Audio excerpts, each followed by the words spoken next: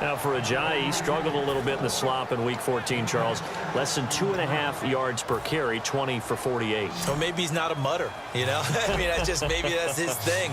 But you have to look at recent games as well. It's been a while since he had that major explosion of back-to-back 200-yard games, followed by a 100-yard game. And since then, welcome to stardom, because now defenses are aligned trying to stop him, and Miami has to try and beat people in other ways. Is that it? They're just focusing on him? They got more tape, watching, seeing what he does? Yeah, I think it's that, and people are putting that extra defender in the box. They want to make sure they take away the run game first with Miami. He just has to stay patient.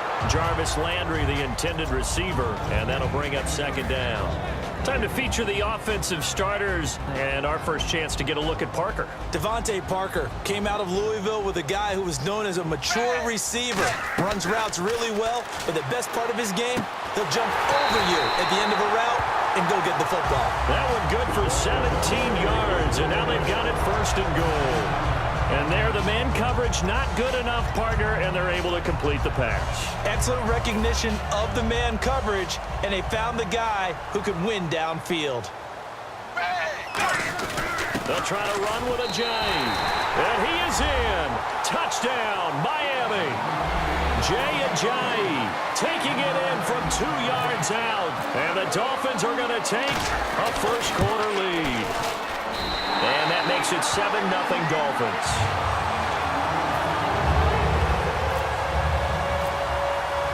The kicking team out for Miami as they will send this one away. That'll be taken in the end zone. And he'll take it back to about the 19-yard line. And here now come the Falcons. And following the interception, we'll see what they can put together on this drive. I can hear my old college coach right now. He always used to tell us before every game, the team making the fewest mistakes will win. What they're hoping is that that last mistake is their only one of the game. Coaches, that's all they talk about, turnovers, right? Minimizing those and maximizing opportunities. Now he's going to send this one deep. And he fires one that's intercepted. Picked off by Bakari Rambo.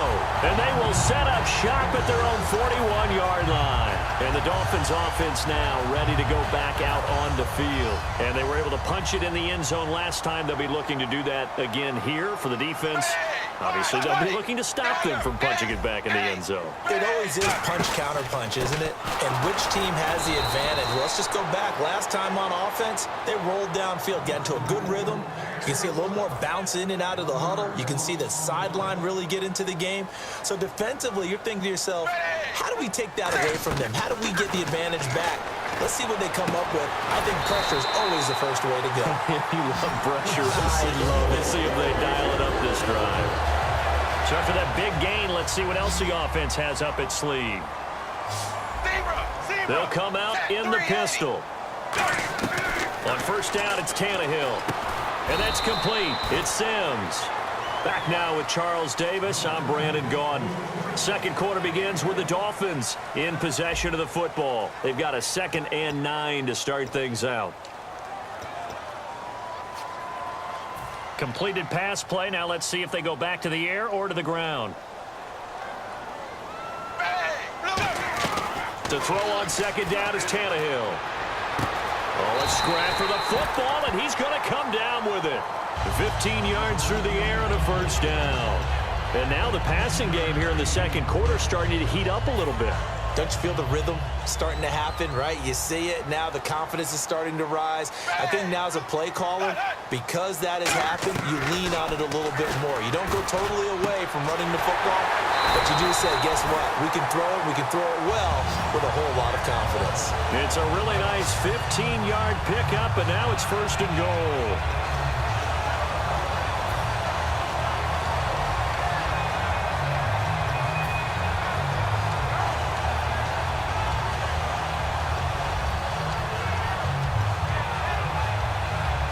And the defense with their backs against the wall a little bit here as the offense is in the red zone.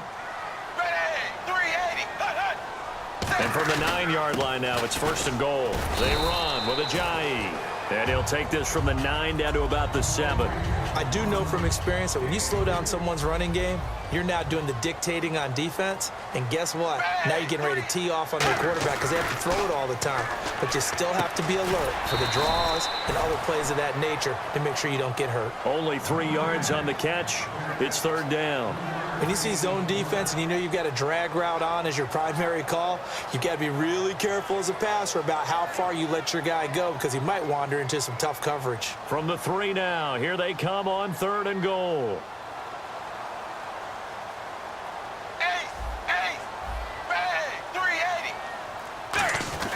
To throw is Tannehill. This will be caught at about the 5. And this one will wind up with him losing yardage back to the 4-yard line. That'll make it 4th down after a loss of 1. So now on 4th down, on trots the Dolphins field goal unit and Andrew Franks. From the left hash, a chip shot here. And Franks' kick is good. And the lead moves to 10-zip. So give them 3 there. A good drive gets them inside the 5, but they couldn't punch it in. And credit this defense, too. That was the old bend but don't break approach. But it kept the offense out of the end zone. That's fielded in the end zone. Stays on his feet. And he'll take it back to about the 19-yard line. And the Falcons now making their way back out onto the field. And last time, 1-play interceptions. So this offense, they should be fresh. That's a good way of putting it. And I can't wait to see what they decide to do with play calling. Because a 1-play drive where you throw an interception, a lot of people think the very next time out, run the football, don't give them a chance. Maybe play action? I think maybe you go play action, show your quarterback, get a little confidence in him, and let him fling another one. Well, a fun league-wide story, no matter who we're covering, is Detroit. Another come-from-behind win for Matthew Stafford and company. They're now 9-4 this year. How about 13 games? 12 of them they've been behind in the 4th quarter. 9, as you just mentioned, they've won. And Matthew Stafford's the key reason why. He has to be in the discussion for most valuable player, the way he's rallied his team. And I'm going to flip it over. There's one other guy we've got to talk about from the AFC side. He had a rough game in his last night against Kansas City. But Derek Carr has had a magnificent year. And the 2 of them are both playing hurt. Injuries to their throwing hands. Ryan. He's going to air one out. Oh, this is taken in. It's complete. Give him 30 yards there. Well, we know he's got the speed there. He needed the speed and the hands. A great catch. And because of that speed, you have to respect it as a defender. So you have to either play off or make sure you're somehow in contact with him. And he's able to do exactly what you said. Use the speed to his advantage and go up and get the... That's caught inside the 20. And he'll be marked down deep into Miami territory. A pickup there of 36. And it'll give the Falcons a 1st down. From the red zone now, here's Ryan on 1st down. Buying time to his left. The Pro Bowl wideout Julio Jones, his intended receiver. And now it's 2nd down. I hope I don't sound too rah-rah on that one, but that's the exact right throw. Either your receiver gets it or no one gets it. Give him a lot of credit for being really precise with it. Got rid of it. No one got it. Incomplete. He was looking for Mohamed Sanu there. And it's 3rd down. And it looks like this will likely be the last play before we hit the 2-minute warning. Let's see if they can sneak one more good play in before the 2-minute signal. Now it's Ryan. This will be caught just inside the 10. So a minute 56 to play in this 1st half. We'll come back to Miami after this.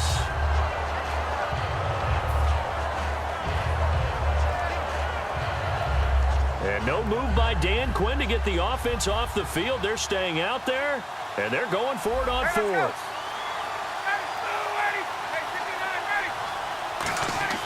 They'll try and throw for it with Ryan. He's got Sanu. It's a gain of 6 on the play, and the decision to go for it pays off. They've got a 1st and goal. Well, the feel that I get on this is that they felt like 3 was just not going to be enough after getting this deep into their territory. And, Charles, correct me if I'm wrong, but it didn't even look like they hesitated there. They knew they wanted to go for it. That tells me that during the week, they were thinking about these situations, and they feel like maybe they're just the better team. Feeling the pressure here and taken down. A sack back at the 7. Now the Dolphins are going to halt the action here. It's a timeout. It's just their first, so they'll have 2 remaining here before we get to halftime.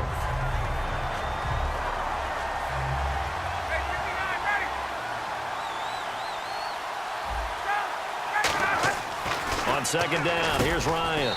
And he'll take it into the end zone. Touchdown, Atlanta. Julio Jones, a 7-yard touchdown grab. And the Falcons draw a bit closer. As a former DB, you might not like to see that, but from a wide receiver's perspective, those are the plays they dream of. Correct on both counts, all right? Because once he took off, I mean, let's face it, that should have been done in Big Sky country. Aren't any speed limits out there? And off he went. Glad I wasn't the one trying to chase him. Now after the touchdown, it's Bosher to kick it away.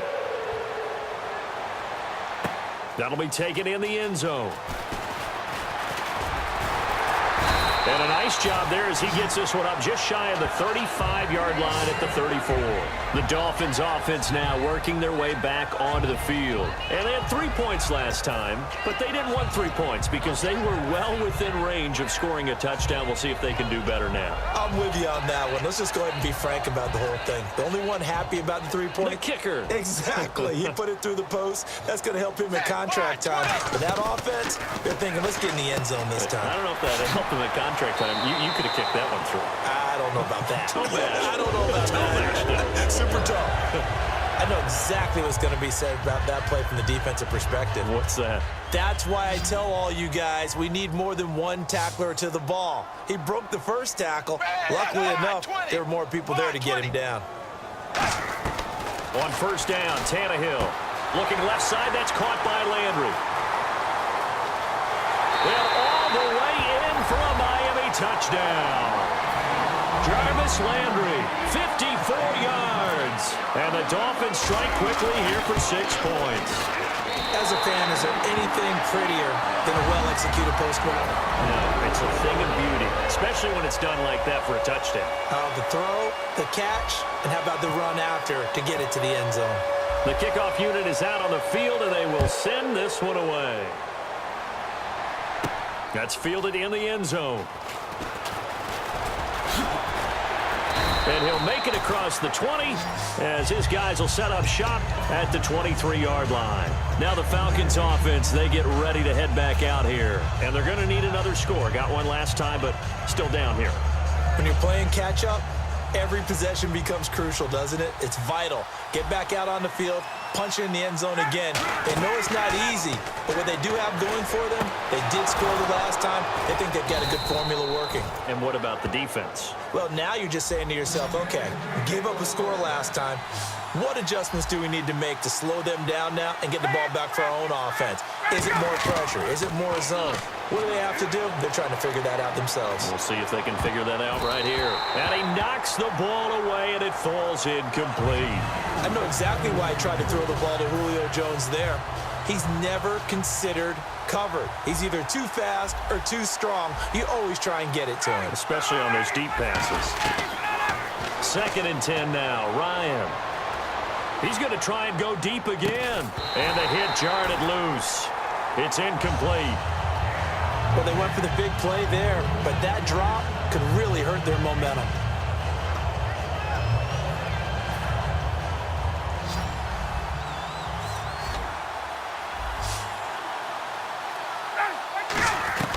On 3rd down, Ryan. He's got his man. It's Williams. And he'll be out of bounds, able to take this one down to the 20-yard line. Quarterbacks love slant routes because the receivers are breaking right into their line of vision, and receivers love them as well because they're getting the ball on the move and able to catch it and try and get upfield and gain additional yardage. Inside the red zone here, they'll look to throw. And for the 3rd time here in this half, it's intercepted. A great read, and it's picked off. And his guys have got it back at the closing stages of the first half. Out comes the Dolphin offense now as they get set to take over here. And the ball backed way up, so thinking with this amount of time on the clock, probably just sit on it, and we'll see these two teams go to the lockers. Yeah, I don't think you want... And that's caught inside the 35. And all the way in for a mile.